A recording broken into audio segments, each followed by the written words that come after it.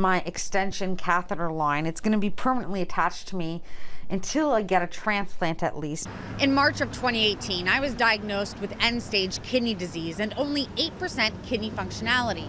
Well, since then, I've been sharing my experiences with you, my experiences through surgery, through dialysis, and what life was like pre-transplant. Well, 3.5 months ago, I got the gift of life. My cousin gave me one of her own kidneys so that I could be standing here today.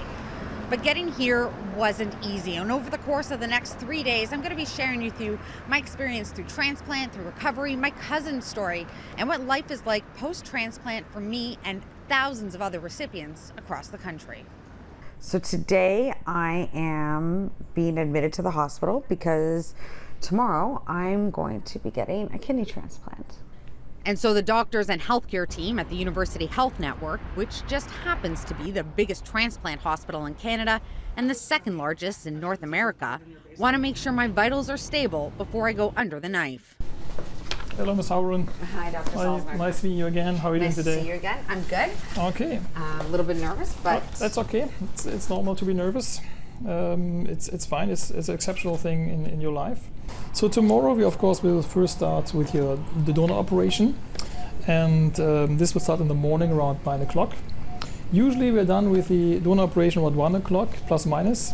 It surprised me that my cousin and I aren't going to actually be in the same surgery room. That I kind of thought that they would take the kidney out of her and just drop it in me. But that's absolutely not the way it happens. They take it out of her, they put it on ice for a couple of hours, they clean down the operating room, and then the same surgeon puts it in me.